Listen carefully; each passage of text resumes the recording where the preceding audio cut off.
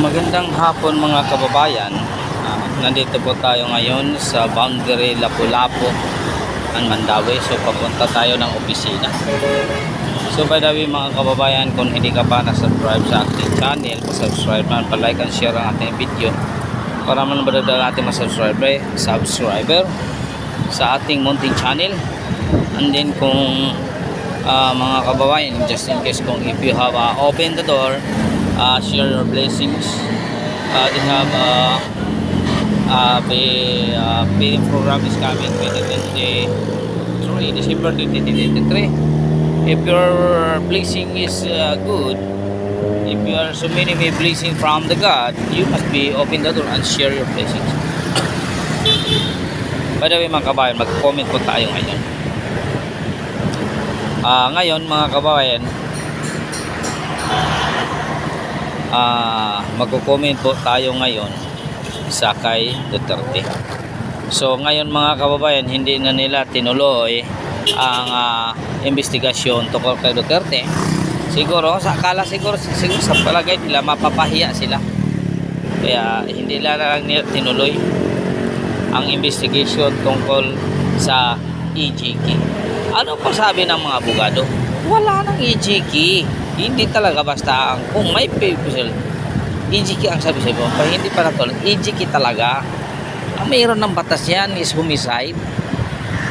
Tapos ang congressman gagawa pa rin ng mga bagay na hindi pa rin sang-ayon sa batas. Ano ba ito mga?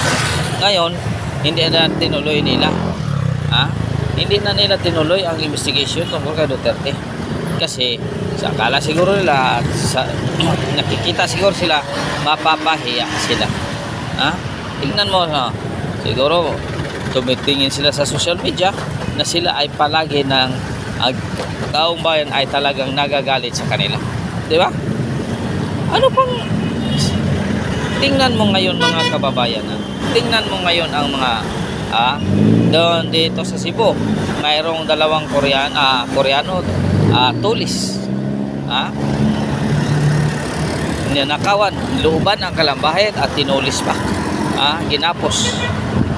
Dalawang Koreano, almost 500,000 ang nadala ng mga tulisan. Ngayon sasabihin nyo nga sa akin, dahil sa hindi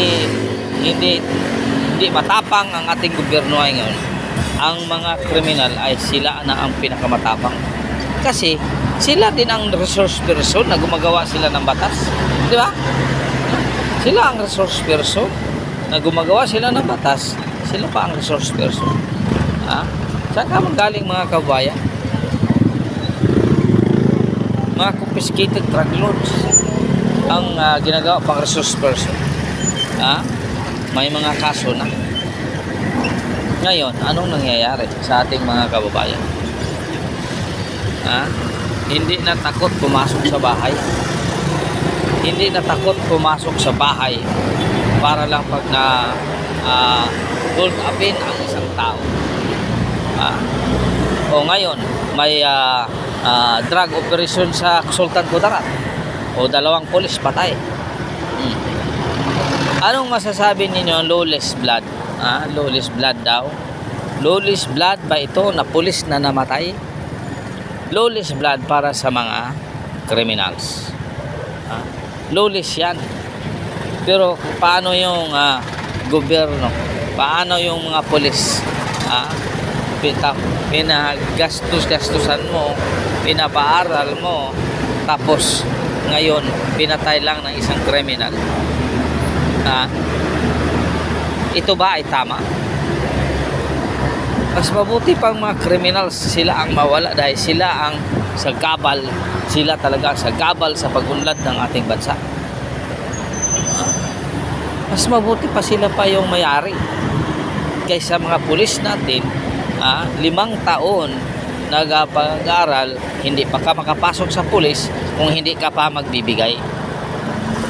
Totoo yan talaga.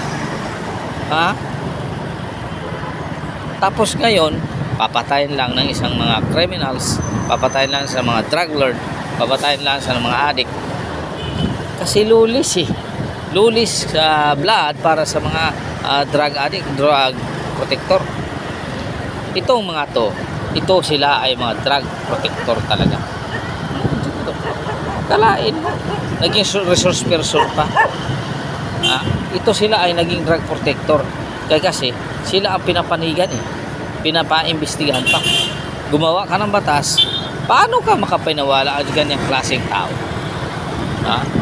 Kung gumawa ka ng kalokohan, gumagawa ka ng kalokohan, tapos ikaw pa ang sikat. Ikaw pa ang superstar. Saan ka kikita ng ganyan? Only in the Philippines. Only in the Philippines, mga kababayan. Ganyan ba ang ating mga mambabatas? Ganyan ba ang mambabatas? Gumagawa na walang hiya itong mga tao to. Tapos ngayon, sila pa ang nagmamatapang. Ano sabi mo, Duterte? Galit siya sa magkaroon. Totoo nga.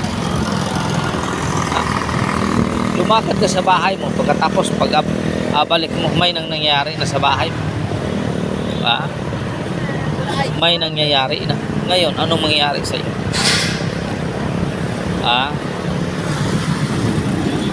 So, makapagsabi ka, saan ba ito? Bakit ganito ang buhay? Kasi kagawa niya ng gobyerno.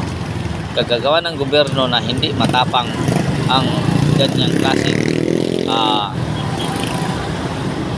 pagpapilimit ng batas. Tapos ngayon gumagawa pa ng batas na kalukuhan. Hindi na sila mag-iimbita kang Tatay Digong. Kaya alam nila mapapahiya lang sila. Alam nila na ganyan sila mapahiya. Kaya sabi pa ni Fernandez, kung ayaw mo masaktan, huwag ka nang huwag ka nang manood ng YouTube. Sa totoo talaga. Kaya kung manonood ka lang, masasaktan ka talaga. Yun ang totoo. Kung manonood ka, masasaktan ka talaga.